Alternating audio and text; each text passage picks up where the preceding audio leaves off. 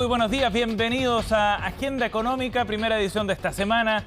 En esta semana en 18ª, semana corta además, estamos listos para comenzar nuestra revisión de noticias con lo más importante del día, en una jornada que va a ser bien noticiosa. Ya les contaremos detalles de los temas más importantes que marca la pauta para hoy. 8:01, comenzamos de inmediato con nuestro resumen de noticias de los temas más importantes de la jornada. Partiendo, por supuesto, por lo que va a anunciar el gobierno durante esta mañana en una presentación de la Agenda Pro Inversión. Así lo confirmaba ayer la ministra del Interior, Carolina Toá, en una entrevista televisiva. También está convocada para esta jornada la pauta de prensa correspondiente. Se va a realizar en el aeropuerto de Santiago este anuncio de 25 medidas en total que están estructuradas en 6 ejes distintos y que lo que buscan es generar efectos de corto plazo que sean visibles el año 2023 en áreas, por ejemplo, como recursos públicos, cambios en materia reglamentaria o normativa que permitan ir agilizando la inversión pública y privada durante 2023. Ya estaremos revisando los detalles porque hoy día se conocieron algunos de los adelantos en los anuncios que hará hoy el ministro de Hacienda, Mario Marcel. También vamos a revisar otro tema bien interesante respecto a lo que está ocurriendo en el sector de la construcción. Según un estudio de la Corporación de Bienes de Capital, la demanda por mano de obra está cayendo con fuerza y se nota particularmente en algunos sectores como este, el de la construcción, uno que es muy intensivo en el uso de mano de obra y que está enfrentando un momento bien complejo. Este dato se combina, por ejemplo, con otro que publica hoy día el diario La Tercera, que muestra que la venta de viviendas cayó un 34% en el primer semestre. En el año se está proyectando ya un escenario de una caída respecto al año pasado en torno al 27%. Esto es reflejo fundamentalmente de una situación económica más compleja, de mayores requisitos para poder acceder a créditos hipotecarios y financiamiento de este tipo de vivienda, entre otros temas. Los detalles los revisamos en unos minutos. Y por otro lado, también les vamos a contar de un interesante estudio que muestra cómo ha ido evolucionando la percepción de los chilenos respecto a los sistemas de pensiones. Este estudio, analizado por Criteria, muestra fundamentalmente la percepción que tienen los chilenos sobre preguntas tan simples como quién quiere que administre su cotización previsional. Este punto, que fue uno de los centrales en las manifestaciones iniciales del año 2017-2018 en contra del sistema de AFP, bueno, ha ido cambiando con el tiempo, fundamentalmente en un contexto en el que se ha discutido sin mucho éxito reformas previsionales y donde además los retiros previsionales generaron también un cambio de percepción importante en la ciudadanía. Ya les contamos más sobre este interesante estudio en unos instantes. Bueno, y la semana pasada fue una semana que estuvo marcada por el dato de inflación, con una inflación acumulada que supera el 14% ya en nuestro país, dato que no veíamos desde comienzos del año 90. Hay un subsegmento que es bien interesante de analizar y lo vamos a conversar en la entrevista del día de hoy. Y tiene que ver con el impacto inflacionario fundamentalmente para los almaceneros, entendiendo que luego, a través de ahí, de esos puntos de venta tan críticos en los barrios, se transmiten los precios luego hacia el consumidor final. Es interesante ver cómo va evolucionando el alza de precios para ellos.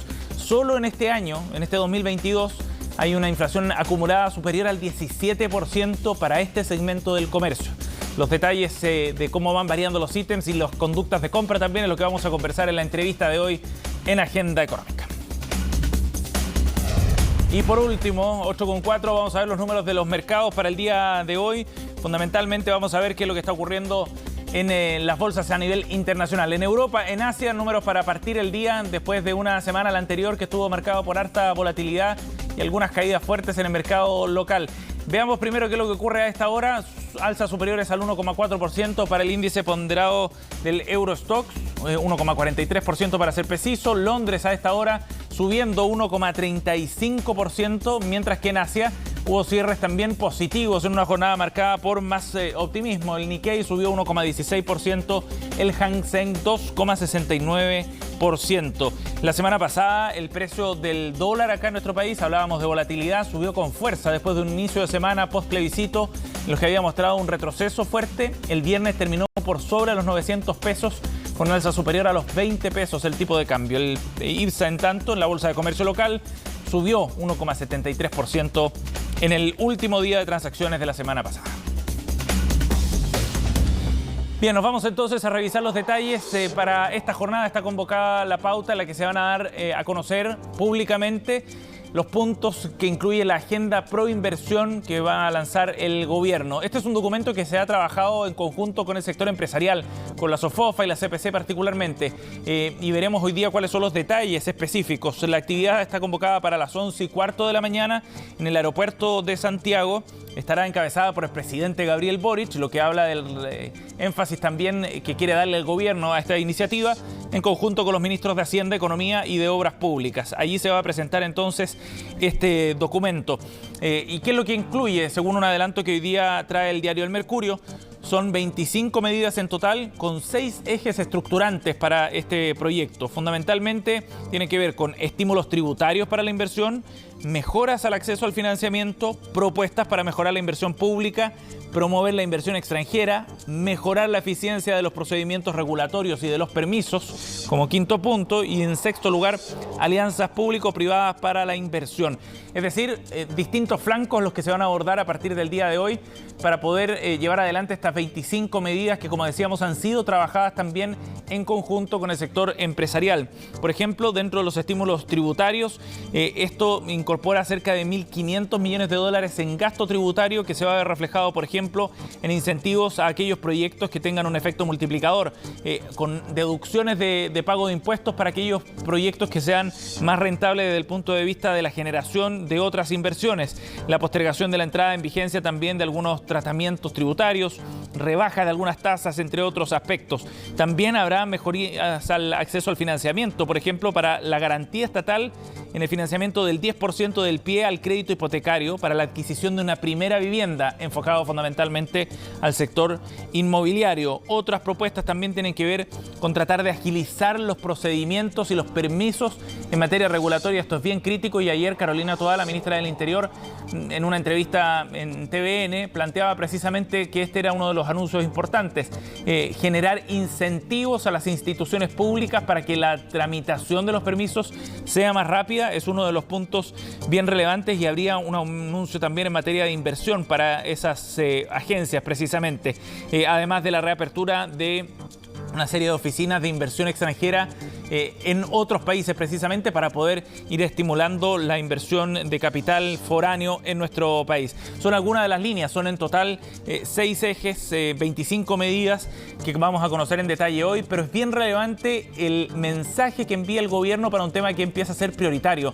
El Banco Central está proyectando una fuerte caída de la inversión para el próximo año, 2023, y lo que busca el gobierno precisamente es que estas medidas tengan un efecto rápido. No son medidas pro inversión de largo plazo, sino que el efecto se empiece a ver ya el 2023 para subir en 5 puntos porcentuales la inversión el próximo año. De ahí la relevancia. Ahora, veremos qué es lo que dicen desde el sector empresarial, desde las grandes empresas, desde las pymes también, si es que efectivamente estas son medidas que pueden mover la aguja en el sentido de generar más inversión efectiva.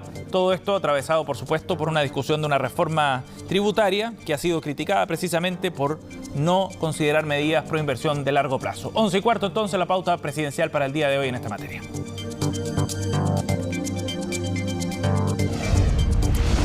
Bien, vamos a ir a otro tema vinculado precisamente a esto. Si hablábamos de inversión, hay un sector en particular que está pasando por momentos bien complejos. Hablamos del sector de la construcción. No es el único, por supuesto, en este proceso de desaceleración que está llevando la economía nacional, pero según la Comisión de la Corporación, de Bienes de Capital, en un estudio publicado el día de hoy, la demanda de mano de obra está cayendo fundamentalmente por un menor ingreso de proyectos nuevos. Este es el informe elaborado en el segundo trimestre y lo que mira es el quinquenio de 2022 a 2026.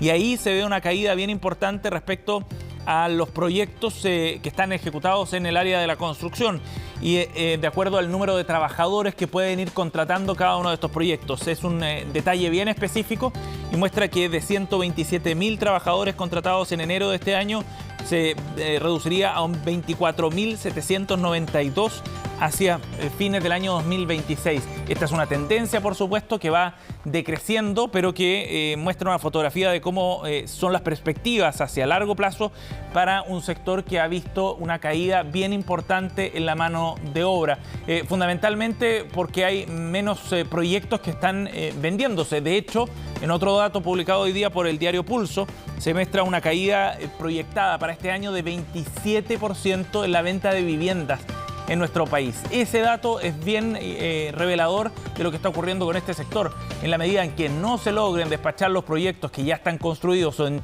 etapas finales, bueno, más difícil es que ingresen nuevos proyectos que generan puestos de trabajo precisamente para este sector. Y de ahí el vínculo entre ambos temas. De hecho, ya este año la caída en el primer semestre solamente ha sido superior al 34% entre enero y marzo, de acuerdo a los datos que tiene el gremio de la construcción. Y es una fotografía finalmente de lo que está ocurriendo con este sector, que como decíamos es bien intensivo en mano de obra, junto con el sector del comercio y el sector agrícola, dependiendo de la temporada, son los más relevantes probablemente en la contratación. Pero estamos viendo un momento mucho más lento. Es precisamente eso lo que busca estimular también algunas de las medidas que va a anunciar el gobierno hoy en su agenda proinversión.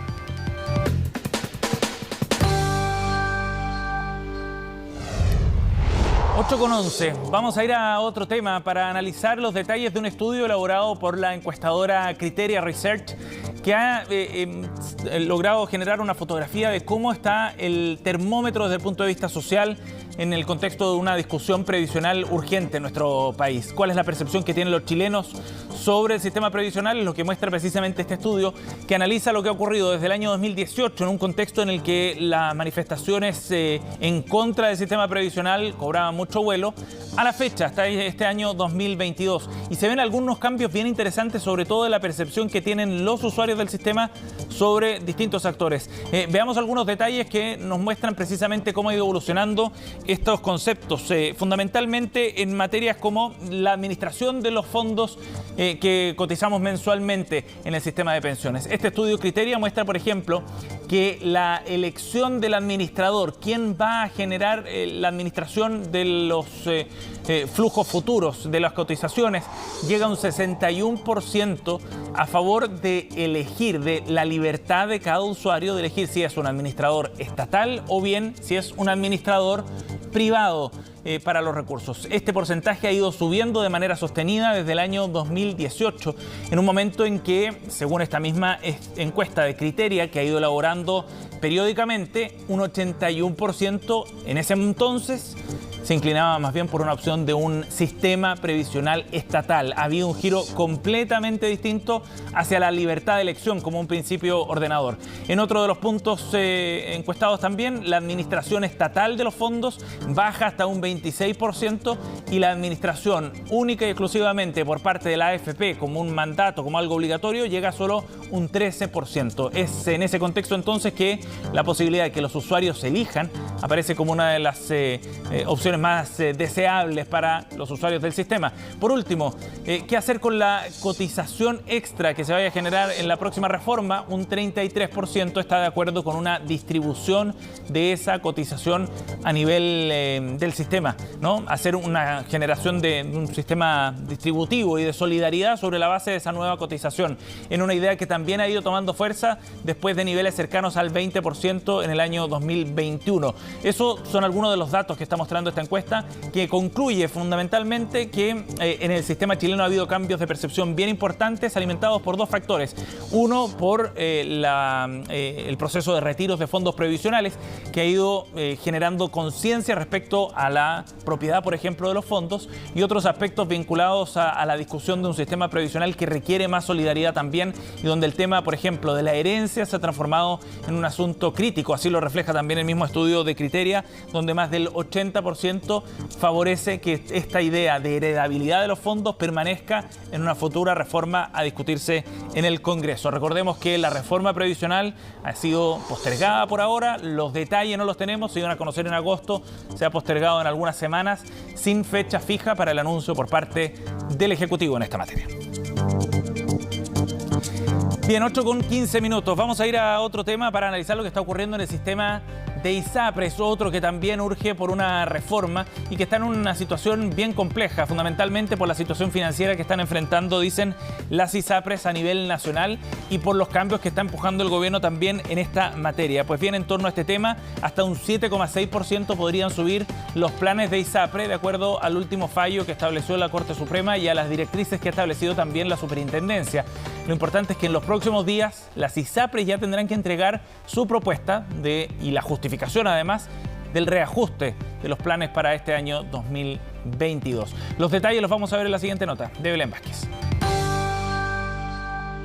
15 de septiembre. Esa es la última fecha en la que la Superintendencia de Salud puede revisar los argumentos de las ISAPRES para subir sus planes. Esto luego de la notificación de incremento enviada por las aseguradoras al organismo. Yo espero que las ISAPRES no suban sus planes unilateralmente y que logren ajustar sus planes operacionales internos para que de esta forma no perjudiquen en uno de los peores momentos económicos a quienes el día de hoy son sus afiliados. La controversia se remonta al revés que tuvieron las ISAPRES en la Corte Suprema, que dejó sin efecto el alza de 7,6% y además ordenó la devolución de los montos cobrados.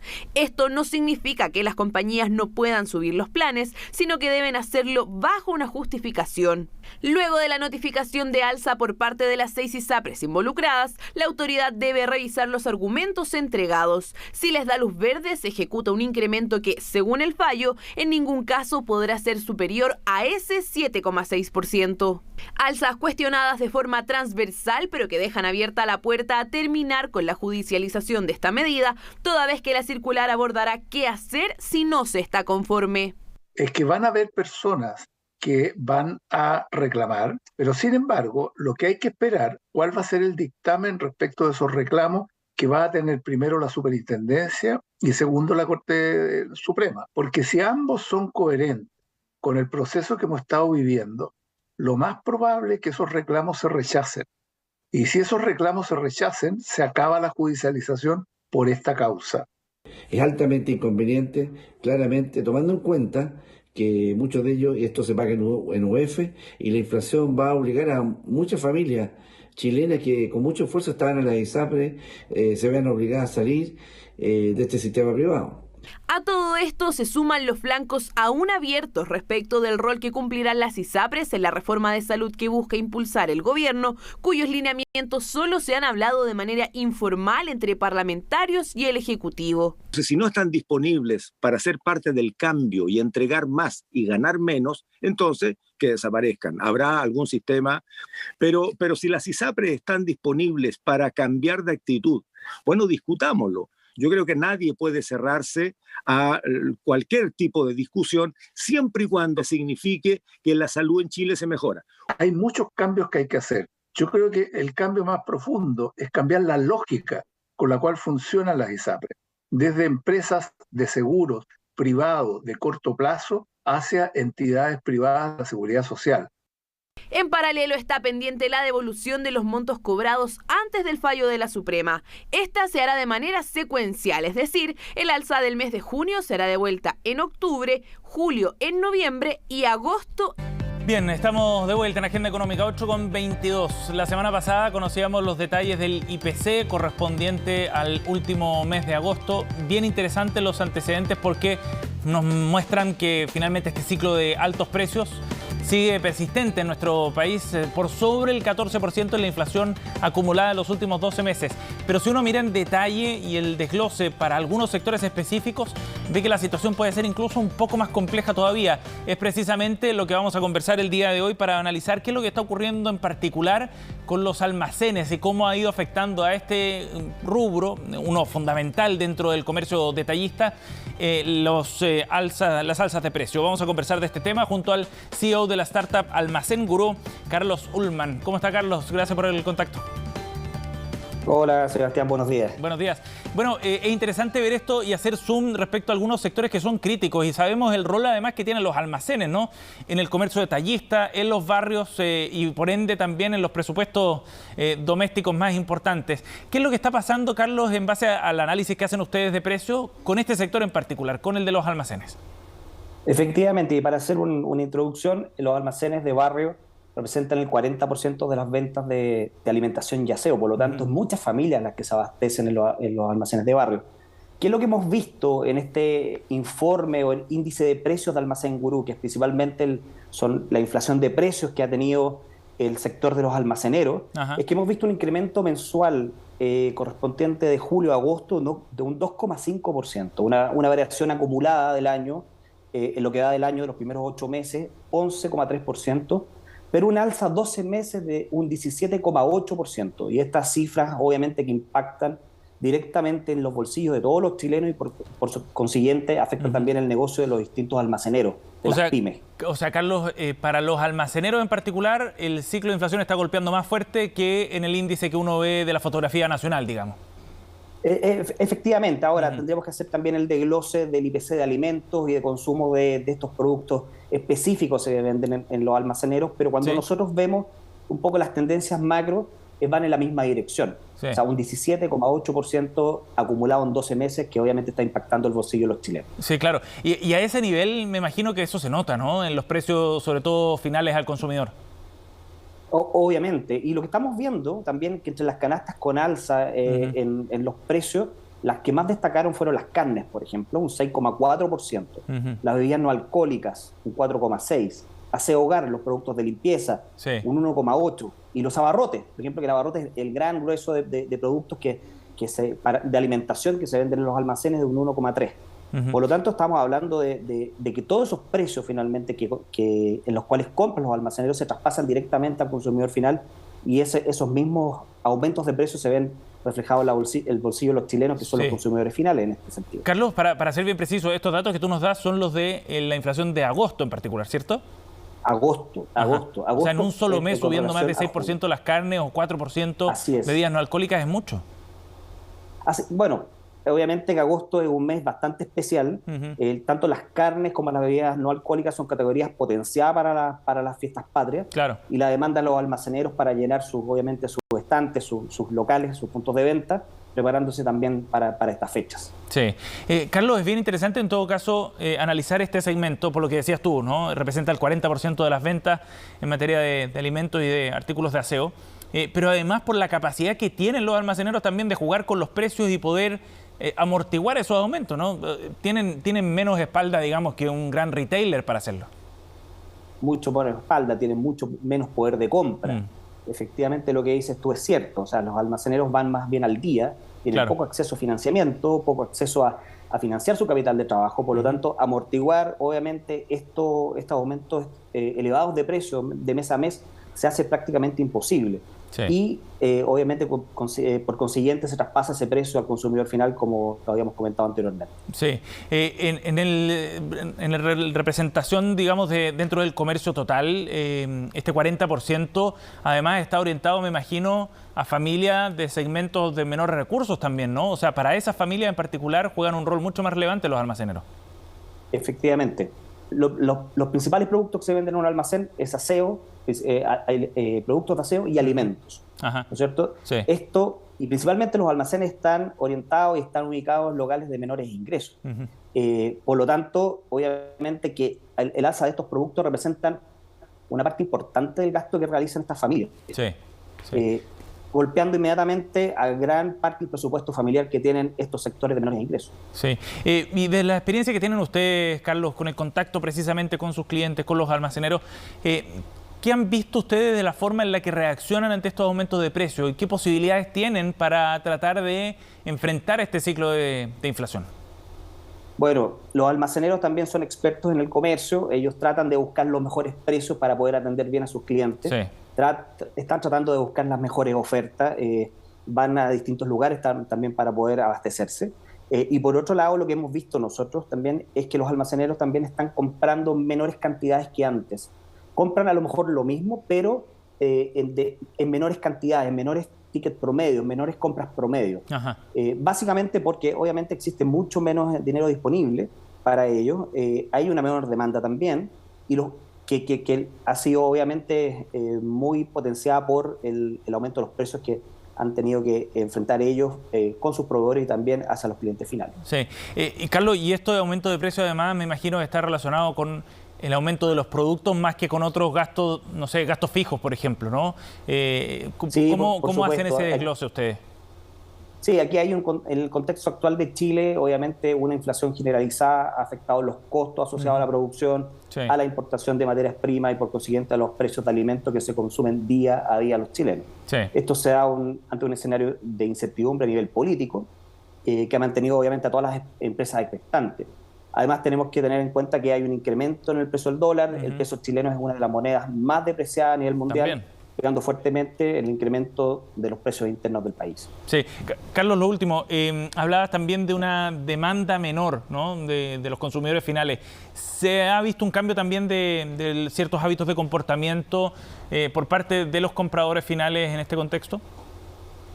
Sí, lo que hemos visto principalmente, lo que yo mencioné antes, tickets promedios más bajos, el consumo, ya no se hacen esas compras tan grandes, sino son compras más bien pequeñas y quizás con mayor frecuencia, claro, una mayor frecuencia, pero compras más pequeñas.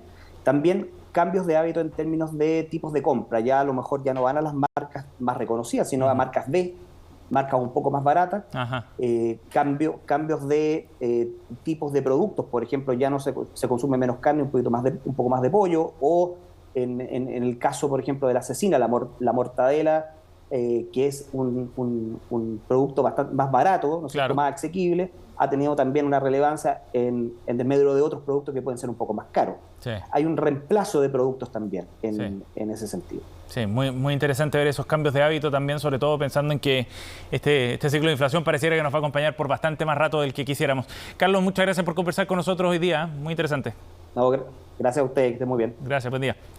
8:30, cerramos Agenda Económica, gracias por acompañarnos. Pronto comenzamos.